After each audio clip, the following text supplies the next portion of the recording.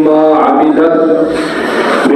عملت أيدينا أنعاما فهم لها مالكون وذللناها لهم فمنها ركوبهم ومنها يأكلون ولهم فيها منافع ومشارب أفلا يشكرون واتخذوا من دون الله آلهة لعلهم ينصرون لا يستطيعون نصرهم وهم لهم جند محضرون فلا يحزنك قولهم إنا نعلم ما يسرون وما يعلنون صدق الله العظيم. درود شریف پر اللهم صل على محمد وعلى آل محمد كما صليت على إبراهيم وعلى آل إبراهيم إنك حميد مجيد. اللهم بارك على محمد وعلى آل محمد كما باركت على إبراهيم وعلى آل إبراهيم إنك حميد مجيد. 23واں پارہ سورۃ یاسین شریف اور سورۃ یاسین شریف کا آخری رکوع یعنی رکوع نمبر 5 اور اس سورت کی آیت نمبر 71 سے لے کر 76 تک یعنی 6 آیات مبارکہ تلاوت کی گئی ہے اور اللہ رب العزت نے مختلف مضمون ذکر فرمائے. آیت نمبر 71 میں اللہ رب العزت نے مویشیوں کی یعنی جانوروں کی پیدائش ذکر فرمائی ہے اور پھر آیت نمبر 72 اور 73 جانوروں کی تابعداری جو وہ انسان کی کرتے ہیں اللہ رب العزت نے اس کا ذکر فرمایا ہے. پھر آیت نمبر 74 اور 75 میں اللہ رب العزت نے شرک کا رد فرمایا ہے. پھر آیت نمبر 76 میں اللہ رب العزت نے پاک پیغمبر صلی اللہ علیہ وسلم کو تسلی دی ہے کہ جو یہ نافرمان آپ کو باتیں کرتے ہیں آپ اس میں غم نہ کریں، جو کچھ یہ کرتے وہ اللہ کے علم میں ہے. فرمایا اللہ رب العزت نے کہ اولم یروا انا خلقنا لهم، فرمایا کیا یہ لوگ دیکھتے نہیں کہ مجھے اور آپ کو بھی حکم ہے، ہر انسان اور جن کو حکم ہے کہ وہ اللہ رب العزت کی اس تخلیق کے بارے میں جس کا اس آیت میں ذکر کیا گیا غور کریں، کیونکہ اللہ کی تخلیق میں غور کرنے کا حکم بھی ہے اور ثواب بھی ہے اور اس سے اللہ سے تعلق بھی قائم ہوتا ہے. جس سے انسان کسی کی خوبیوں کو سوچے اور پھر اس کو اپنے نگاہ میں رکھے، دل و دماغ میں رکھے، محبت پیدا ہو جاتی ہے. بالکل سارے بولو کیا پیدا ہو جاتی ہے؟ محبت. دیکھنے سے تو ہوتی ہے نا، اور شعر بھی ہے دیکھنے سے شوق پیدا، شوق سے پیدا طلب، دل کی دشمن آنکھ تھی، دل دشمن جاؤ، دل دشمنے. تو اس لیے اللہ نے بھی اس بات کا ارشاد فرمایا ہے کہ تم مجھے تو نہیں دیکھ سکتے، کیونکہ ہماری طاقت آنکھوں میں اللہ نے وہ طاقت ہی نہیں رکھی، صلاحیت نہیں رکھی. اللہ موجود ہے لیکن ہم مادی آنکھوں سے اللہ کو نہیں دیکھ سکتے. جنت میں اللہ اپنا دیدار انشاءاللہ کروائے گا، لیکن اللہ کی تخلیق جو ہر طرف پھیلی ہوئی ہے بصورت میں اور آپ کا وجود بھی اس میں غور کرنے کا حکم ہے. تمہارا یہاں بھی فرمایا کیا تم دیکھتے نہیں ہو انا خلقنا لهم کہ بے شک ہم نے پیدا کیا لهم ان لوگوں کے لیے مما ان چیزوں میں سے، یعنی چیزیں تو ساری اللہ نے پیدا کی لیکن یہاں ساریوں کا ذکر نہیں ہے، آسمان کا ذکر نہیں ہے، زمین کا ذکر نہیں ہے، شجر حجر نباتات اس کا ذکر نہیں ہے، بلکہ یہاں غور کرنے کے لیے خاص طور پہ جانوروں میں حکم دیا ہے کہ مما عملت ایدینا، کہ ہماری قدرت نے اپنے قدرت کے ہاتھوں سے ان چیزوں کو بنایا ہے. وہ کون سی چیزیں؟ انعام، خاص طور پہ یعنی مویشی جانور ان کو ہم نے بنایا ہے. تو یہاں اللہ نے ایدینا کا لفظ ذکر کیا ہے تو قرآن میں مختلف مقامات پر ہے، لیکن یاد رکھنا یہاں اس سے مراد یہ میرے اور آپ کے ہاتھوں کی طرح ہاتھ نہیں ہے، وہ اللہ کی اپنی شایان شان ہے. اس لیے جس طرح اللہ کی شان ہے اس سے اسی طرح باقی پھر اللہ رب العزت فرماتے ہیں فَهُمْ لَهَا مَالِكُونَ، پھر ان جانوروں کو ان کے لیے بنایا اور یہ ان کے مالک بن گئے۔ اس طرح آج لوگ اپنا تعارف کرواتے ہیں، میں اتنی بھینسوں کا مالک ہوں، اتنی گائے ہیں، اتنے گھوڑے ہیں، اتنی بکریاں بھیڑے ہیں، اتنی بکریاں بھیڑے ہیں۔ تو یہ سب پیدا کس نے کیے؟ بولو اللہ رب العزت۔ پھر انسان کو فائدہ اٹھانے کے لیے ان کی ملکیت میں دے دیے،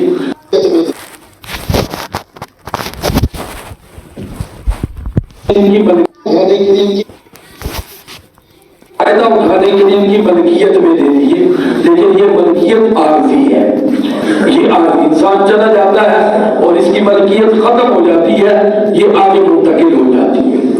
دوبارہ اب آگے اللہ رب العزت نے جانوروں کی تابعداری ذکر کی ہے، اور آپ دیکھیں کمال کی تابعداری ہے کہ اونٹ جیسا جانور جو اگر بڑے سے بڑے پہلوان پر بھی اپنی طاقت استعمال کرے تو بڑے سے بڑا پہلوان بھی ٹھہر نہیں سکتا، لیکن ایک چھوٹا سا معصوم بچہ اس کو پکڑ کے لے کے جا رہا ہے، اور ایک نہیں 100 اونٹوں کو قطار میں لگا دو اور بچے کو آگے اس کی لگام ہے کہ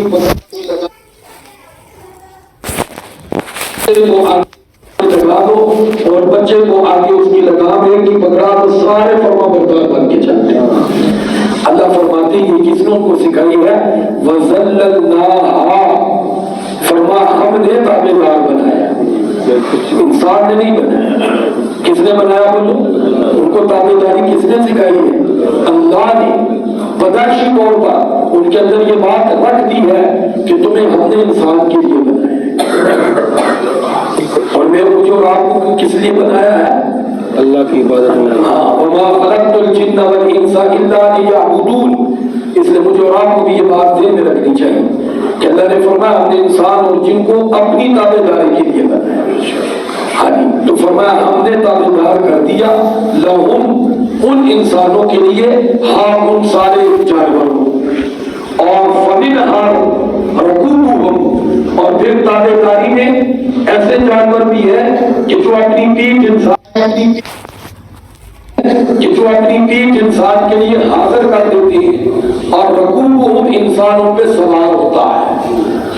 جیسے ہمارے قریب پریز پور میں آپ دیکھیں اس وقت اب نوجوان ان کی پیٹھ میں بیٹھ کر گھوڑا سواری کر رہے ہوں گے، ہے جی، تو دن میں اور بہت سے یہاں بھی آتے اونٹ والے اور جانوروں پہ لوگ بچوں کو بٹھا کر اپنی روزی بھی کما رہے ہوتے ہیں۔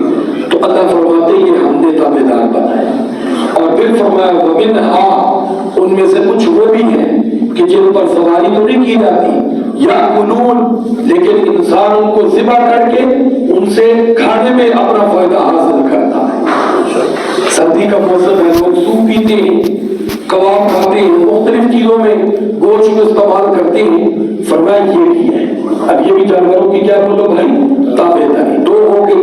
اور پھر فرمایا وَلَهُمْ فِيهَا مَنَافِعُ، یہی تک بات محدود نہیں ہے بلکہ انسان اور بھی بہت سے ان سے فائدے حاصل کرتا ہے، یعنی ان کی کھالوں سے مختلف چیزیں بنا کے استعمال کرتا ہے، ان کی چربی سے گھی کی صورت میں بہت سی چیزیں بناتا ہے، ان کی ہڈیوں سے بہت سی استعمال کی چیزیں بناتا ہے۔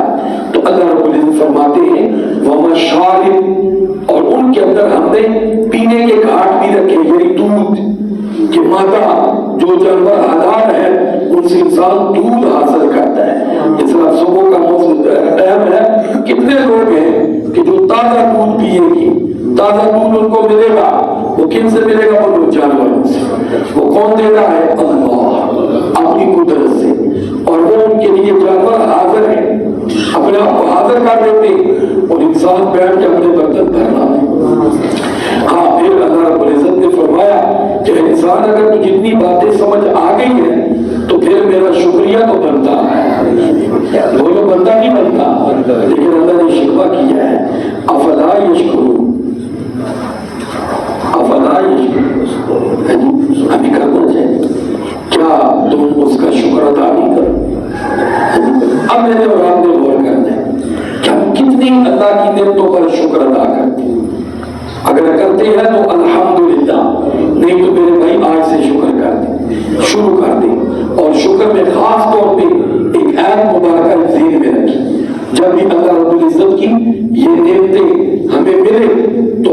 پر جب الحمدللہ کہنا ہے تو ساتھ ربنا تقبل منا انک انت السمیع العلیم، کیونکہ اللہ تعالیٰ کا گھر جب ابراہیم خلیل اللہ علیہ السلام، اسماعیل ذبیح اللہ علیہ السلام نے مکمل کر دیا، اب یہ اللہ کا انعام تھا کہ اللہ نے ان سے اپنے گھر کی تعمیر کروا دی، تو انہوں نے یہ نہیں کہا تو اللہ کی ہم نے بنا دیا، اب کہا یا اللہ اب اس کو قبول فرما دے، اب اس نعمت کو کیا کر دے، ہاں تو اللہ کی بارگاہ میں پھر قبولیت کی دعا کر دی۔ گویا استاد اگر پڑھا کے پڑھائی سے مکمل کام ہوا تو اس کو بھی چاہیے کہ ربنا تقبل منا انک انت السمیع العلیم۔ ہم نماز پڑھ کے جب گھر کی طرف قدم اٹھائے تو ہمیں بھی پڑھنا چاہیے ربنا تقبل منا انک انت السمیع العلیم۔ والد بچوں کی خدمت کرے، بچوں نے کھانا شانا کھا لیا الحمدللہ پڑھا تو والد بھی کہے ربنا تقبل منا انک انت السمیع العلیم۔ والدہ نے کھانا پکایا، بچوں نے کھا لیا، والدہ کو چاہیے کہ ربنا تقبل منا انک انت السمیع العلیم، کہ یا اللہ جو خدمت تو نے میرے ذمہ لگائی الحمدللہ تیری توفیق سے مکمل ہو گئی، اب اس کو قبول فرما دے، اب اس کو قبول فرما دے۔ دوبارہ پھر اللہ رب العزت فرماتے ہیں اب شرک رد کر رہے ہیں وَاتَّخَذُوا مِن دُونِ اللَّهِ آلِهَةً، یعنی فرمایا میرا شکر کیا بجا لاتے، میری نعمتوں پر میرا شکر کیا بجا لاتے۔ ایک جرم تو یہ تھا کہ شکر ادا نہیں کرتے، اس سے آگے ظلم یہ ہے وَاتَّخَذُوا بناتے ہیں مِن دُونِ اللَّهِ، اللہ فرماتے ہیں میرے علاوہ آلِهَةً اپنے الہ، میرا شکر بجا نہیں لاتے، یہ تو ہو گیا گناہ۔ یہ اس سے آگے بڑھتے ظلم کرتے، ان الشرک لظلم عظیم، شرک ظلم عظیم ہے، تو فرمایا ظلم کرتے ہیں، یہ بناتے ہیں میرے سوا الہ، کس امید پر لعلہم ینصرون، کہتے ہیں امید ہے کہ یہ ہمارے بنائے ہوئے اللہ کے شریک اللہ رب العزت کی پکڑ کے مقابلے میں ہماری مدد کریں گے۔ تو کیا مدد کریں گے بولو بھائی؟ وہ تو دنیا میں کچھ نہیں کر سکتے، جو مادی چیز ہے، تو اللہ رب العزت فرماتے اس امید پر کہ ہم مدد کیے جائیں، یہ ہماری مدد کریں۔ اللہ فرماتے لا یستطیعون نصرہم، کہ اے میرے بندے تو راستے سے بھٹک گیا ہے، تو میرا قرآن پڑھ، میں تمہیں بتا رہا ہوں آج دنیا میں ان کو چھوڑ دے، یہ ہرگز تمہاری مدد نہیں کر سکتا، جب میں اللہ پکڑوں گا تو یہ تمہاری مدد نہیں کر سکتے۔ وَهُمْ لَهُمْ جُنْدٌ مُحْضَرُونَ، یہ کیا کریں گے قیامت والے دن؟ فرمایا کہ یہ سب لوگ تمہارے خلاف گواہی دینے کے لیے میری بارگاہ میں لشکروں کی صورت میں حاضر کیے جائیں گے، اور تو امید رکھے گا کہ آج اللہ رب العزت کی بارگاہ میں یہ میرے کام آئیں گے، اور یہ وہاں کہیں گے مولا یہ جھوٹ بولتا ہے، اس نے ہماری کوئی عبادت نہیں کی۔ فرمایا میرے بندے وہاں تو رسوا ہو جائے گا، میں تجھے نشوت سے بچاتا ہوں کیونکہ میں 70 گنوں سے زیادہ محبت کرتا ہوں۔ آپ میرے قرآن کو پڑھ، اس سے رہنمائی دے، چھوڑ دے میرے علاوہ سب کو، ایک میرا بن جا، نہ دنیا میں تو پریشان ہوگا نہ آخرت میں ہوگا۔ اب حضور آقا صلی اللہ علیہ وسلم کو لوگ اس دعوت پر بہت کام و تشریح کرتے تھے، حضور کا دل دکھتا تھا۔ تو آج کے سبق کی آخری آیت میں اللہ رب العزت فرماتے ہیں، فرمایا فلا یحزنک قولہم، اے میرے معبود آپ ان کی باتوں پر غمگین نہ ہو، غمگین نہ ہو، پریشان نہ ہو، آپ اپنا کام کرتے رہیں، یہ جو کہتے ہیں ان کو کہنے دیں، انا نعلم ما یسرون وما یعلنون، کہ تمہارا اللہ وہ فرماتا ہے میں خوب جانتا ہوں ان چیزوں کو بھی یسرون جو یہ اپنے سینے میں تمہارے خلاف چھپائے ہوئے ہیں، اور وما یعلنون اور جو زبان پر لاتے ہیں، اللہ فرماتے میں اس کو بھی جانتا ہوں۔ اللہ میرے معبود تمہارے ساتھ ہے، کس کے ساتھ؟ آپ صلی اللہ علیہ وسلم کے ساتھ۔ اللہ نے یہ ذمہ داری لگائی ہے کہ آپ دعوت کا کام کرتے رہیں۔ یہ لوگ جو کر رہے ہیں وہ اللہ کے علم میں ہے، جب اللہ آپ کے ساتھ ہے تو یہ آپ کبھی بھیگا نہیں کر سکتے. رہی باتیں ان کو کرنے دیں کب تک؟ جب وقت ختم ہو جائے گا پھر یہ پچھتائیں گے, پھر یہ کہیں گے کاش ہم نے محمد صلی اللہ علیہ وسلم کی بات مان لی ہوتی. اللہ رب العزت کی بارگاہ میں دعا ہے اللہ مجھے اور آپ کو پیارے آقا صلی اللہ علیہ وسلم کی بات ماننے کی توفیق عطا فرمائے.